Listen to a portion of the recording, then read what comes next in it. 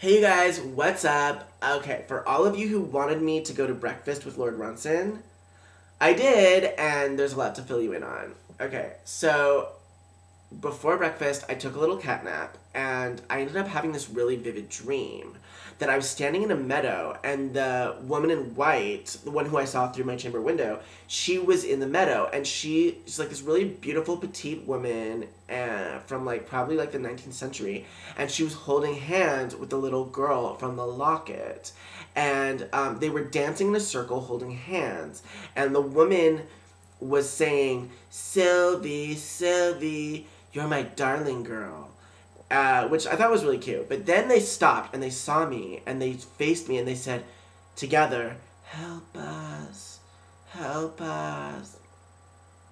I was like, "What? What do you want me to do? How can I help you?" I mean, I would love to help you if I knew what to do.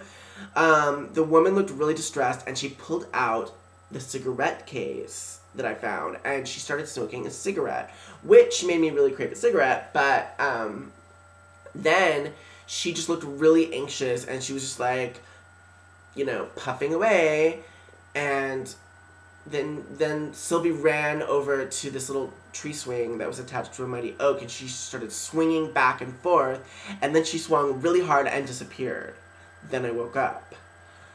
Jimmy was knocking at the door, and he wanted to know how I like my eggs prepared, and I told him scrambled, and then I asked him, I was like, "Okay, Jimmy, what's going on here? Why does Lord Ronson, why did he summon me here?" He didn't answer. He just said to be downstairs in 10 minutes. Okay, fine. So when I get down to the dining room, I was all refreshed, and I put on one of my country outfits that I packed. Just this cute little gingham shirt and this little country bandana that I tied around my neck. And I was wearing my skinny jeans and some little bootlets. I just thought it looked really country with kind of an urban twist. So I sat down, and Jimmy and Marisha wordlessly served me some eggs and coffee, and the eggs were delicious. I asked them, I was like, "I don't know what you guys put in these, chives or some kind of spice, but they're really good." They didn't respond, but I thought maybe I saw a little smile of appreciation, but I could have been imagining it.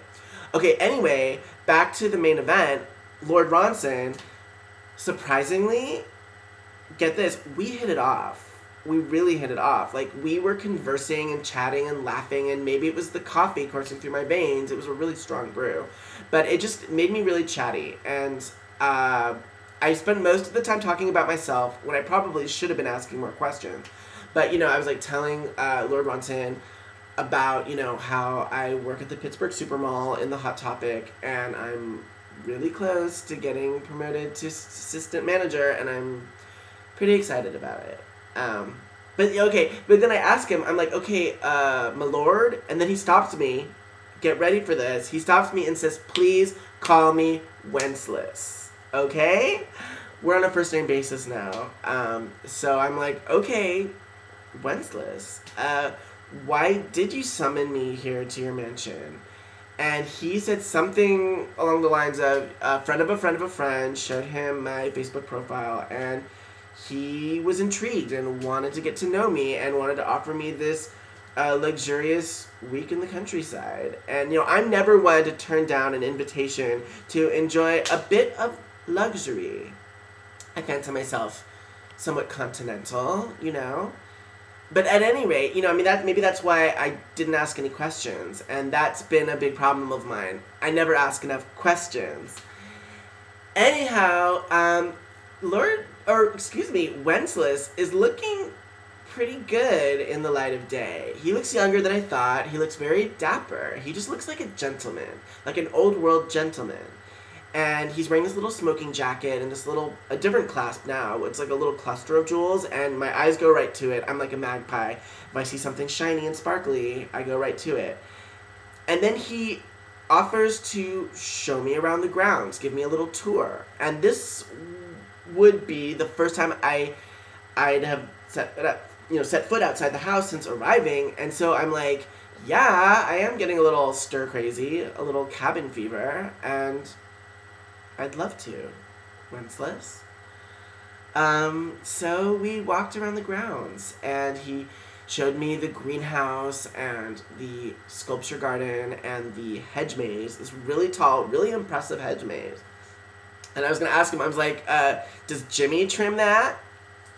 And he just smiled a little and said, no, we have help with the garden. And I thought, I just, inferred, I was like, oh, the help. Right, the aristocrat doesn't talk about the help. But I thought maybe I saw a little sinister gleam in his eye when he said that, so I don't know. But, maybe I'll inquire further later. So then he takes me around to the other side of the house, and there's this meadow.